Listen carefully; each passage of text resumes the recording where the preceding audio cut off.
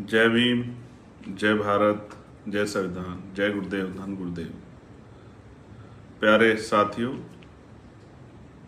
इस बार जिस तरह से कुदरत का कहर लोगों पे टूट रहा है और पंजाब, हिमाचल और जम्मू कश्मीर में जिस तरह से बाढ़ ने, बारिश ने, नदियों पे जो उफान है उसकी वजह से लोगों को परेशानी हुई है, जान माल की हानि हुई है। मैंने बहुत सारे लोगों को परेशान होते देखा, बच्चों को, परिवारों को, पशुओं को। मैं अपने पंजाब के भाइयों से और हिमाचल के भाइयों से, जम्मू कश्मीर के भाइयों से, आज़ाद समाज पार्टी भीम आर्मी के साथियों से अपील करता हूँ कि इंसानियत से बड़ा कोई मजहब नहीं होता। और हमारे संतों, गुरुओं, महापुरुषों ने हमें सिखाया कि हम इंसानियत का साथ दें। तो हम सब लोगों को लग के जितनी भी हो सके, जैसे भी हो सके, बाढ़ प्रभावित क्षेत्रों में अपनी तरफ से मदद करनी चाहिए, लोगों का हाथ पकड़ना चाहिए। इंसानियत का पैगाम, संदेश जो हमेशा से भीम आर्मी के लोगों ने आगे बढ़ा है, उसको मजबूत करने का समय है। तो जम्मू कश्मीर के साथी, पंजाब के साथी, हरियाणा के साथी, हिमाचल के साथी अपनी जिम्मेदारियों को अदा करें और लोगों से अपील की सुरक्षित रहें, अपने और अपने परिवार का ख्याल रखें। अनावश्यक ऐसी जगह यात्रा न करें जहां इस समय हालात खराब है। आपका भाई चंद्रशेखर आजाद। जय भीम, जय भारत, जय गुरुदेव, धन गुरुदेव। पूरा असर पड़ेगा बिहार, उत्तर प्रदेश, जहां हम लोग सीमावर्ती प्रांत हैं। वही हमारी संस्कृतियां, हमारे रिश्ते नाते सब एक दूसरे से मिले हुए हैं।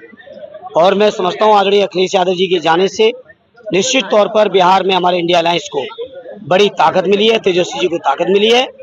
और बिहार की जनता इस बार तैयार है। जो परिवर्तन की लड़ाई का इतिहास रहा है बिहार का पूर्ववर्ती, चाहे वो आज़ादी के आंदोलन में रहा हो, चाहे इमरजेंसी में रहा हो, चाहे और मौकों पर रहा हो, बिहार के लोग मैं समझता हूँ फिर से तैयार है देश में एक परिवर्तन लाने को। समाजवादी पार्टी वहाँ कितने सीटों पर चुनाव लड़ रही? ये सवाल नहीं है पत्रकार साथी, मुझे लग रहा है किसी से भाजपा से मिलकर सवाल किए जा रहे हैं। सवाल ये नहीं है, सवाल ये है कि वहाँ हमारा इंडिया अलायंस कितनी सीटें जीत के आ रहा है, कितनी बड़ी तादाद में सरकार बना रहा है, ये इम्पोर्टेंट है। ये जो वोट चोरी हो रही है देश में, उसकी शुरुआत बिहार के लोगों के बीच की गई है। तो बिहार की जनता भारतीय जनता पार्टी को, चुनाव आयोग को, बेईमानी को, वोट चोरी को जवाब देगी चुनाव के परिणाम से। सम्राट चौधरी ने जिस तरह अखिलेश यादव पे कटाक्ष किया कि जब अखिलेश यादव की सरकार थी तो वहाँ 3 मुख्यमंत्री हुआ करते थे, क्या कहना उससे? देखिए, वो छोड़े इन बातों को, वो इस तरह की बातों को छोड़े, वो अपना देखे किस नंबर के हैं। आदरणीय अखिलेश यादव जी का व्यक्तित्व ऐसा नहीं है कि सम्राट चौधरी जैसे लोग उन पर टिप्पणी कर पाए।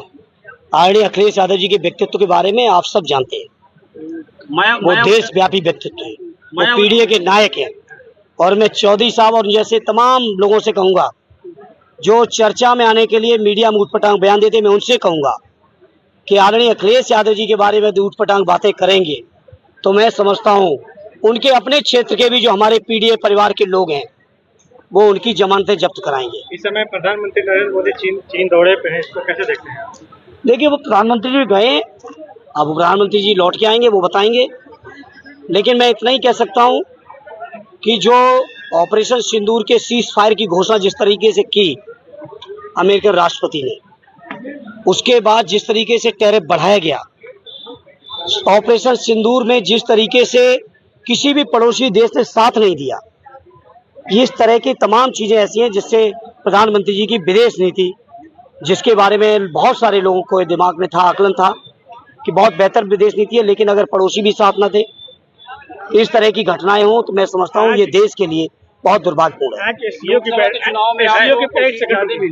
क्या उस समय वोट चोरी नहीं हुआ था? क्या लोकसभा चुनाव में? नहीं, हमने तो ये नहीं कहा कि वोट चोरी तो उन्होंने साबित की, हमने तो नहीं कहा था। उन्होंने वोट चोरी साबित की कि 65 लाख गलत वोट है। अगर वो 65 लाख वोट गलत है, अभी मैं बिहार पे आ रहा हूँ क्योंकि SIR शुरुआत बिहार से हुई है, चुनाव भी बिहार में होना है। आप जानते हैं बलिया के लोगों कि बिहार में मानसून में आधे से ज्यादा बिहार बाढ़ में डूबा रहता है। ऐसे समय में ऐसे डॉक्यूमेंट मांगना, जो मैं समझता हूँ शायद चुनाव आयुक्त खुद भी ना दे पाए, आम मतदाता की तो बात छोड़िए, इस तरह के डॉक्यूमेंट मांगना ये वोट चोरी का षड्यंत्र है।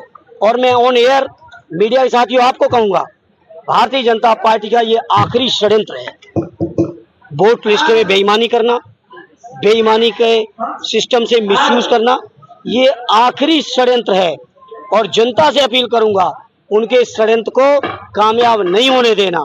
और इस बार जब बिहार से बीजेपी और उनका एनडीए अलायंस हटेगा भारतीय जनता पार्टी का, उसके बाद पूरे देश के अंदर इनकी वोट चोरी बंद हो जाएगी। मायावती जी ने बिहार में अकेले चुनाव लड़ने की बात कही है। अब उनकी पार्टी का अपना फैसला, उसके बारे में कैसे कह सकता हूँ।